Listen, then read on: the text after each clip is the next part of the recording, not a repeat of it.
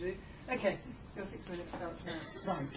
10 years ago, I was invited to a tea party and also unsuspectingly met a lady called Patricia Parker. A week later, I found that she had put me on a voluntary committee for her new charity, Kids for Kids.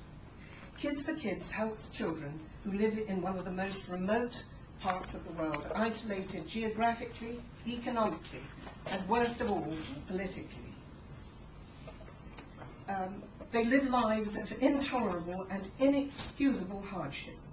We, for the last 10 years, have been supporting their families, helping them to help themselves. We don't believe in charity.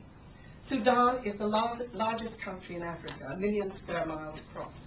10 years ago, Patricia went out there and saw the effects of the most terrible drought which had hit the country.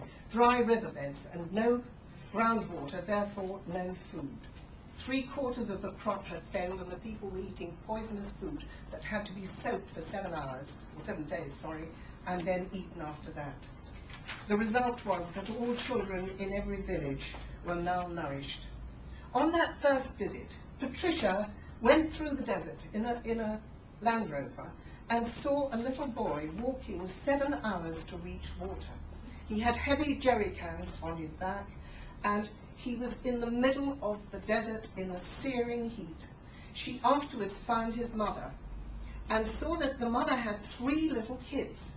And she realized that the boy was collecting the water for the kids to keep alive, but the kids were keeping her and her family alive. And this gave Patricia the inspiration to start Kids for Kids. She came back to Dorking in Surrey, and she said, this is an intolerable situation. So she started her small committee, all of us voluntary. That's how I got roped in. Iris got roped in. Iris, a member of her choir, various people she'd met in different places, and we've been at it ever since. We tried to escape, but I think you'll see in the next few minutes why we just can't get away, and no matter how hard we try and how difficult it is, and it is very difficult sometimes, lots to do. Patricia's initial plan was to provide water to as many families as possible. That's another story and a brilliant one. And 6 goats for the worst hit families. The milk would give them the essential protein, vitamins and minerals. And the key to the plan was to move the goats on when the small goats were big enough to produce milk themselves. They would then be moved on to new families. The old goats would stay behind. Here you see goats being distributed to families in other Darfur. The descendants of goats lent 6 years ago are now helping a 3rd generation of families. And with the £5,000 we are hoping we might get from you, we can lend goats to 29 families in our new villages, but it doesn't stop there.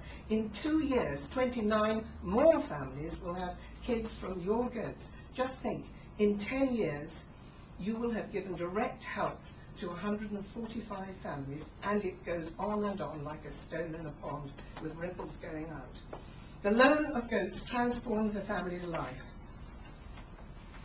Children actually form the goat committees because they have a terrific responsibility. They know that the food they are now getting, the nourishment, is really worth having a very serious concern for their goats. So they tend the goats, and they can we have a change of they tend the goats and make sure that they don't eat any of the crops that have been very carefully sown. You can see that the state of the countryside is pretty awful. The water gradually takes care of this. So then, in addition, just a few more goats. And of course the water is there for the animals, so the animals that we can buy with the money that is provided will be well looked after and well fed, because we have water in all of our villages that we have dealt with. Another one, this woman's little boy was 3 years old and he was too weak to support his head because of starvation. In comparison, this lady hadn't known where to find food for her little boy before Kids for Kids. Now he has goat's milk 4 times a day, and is, as you can see, blooming. Right, the next one. Is this donkey really for me, said this little girl. We give donkeys as well as goats because, of course, the the result of that is obvious. Yes, another one? Children don't have to walk for water anymore if they have donkeys. Right on. People were tilling the land like this.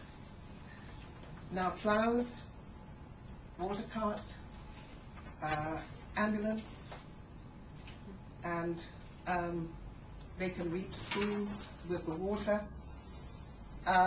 This is a starving donkey in a camp, and in comparison, this lady is now able to collect firewood to sell so that she can raise money. A lady who had a terrible hernia and was suffering was able, with her donkey now, to carry the water that she was carrying on her head before and pay for an operation with the milk from the goats.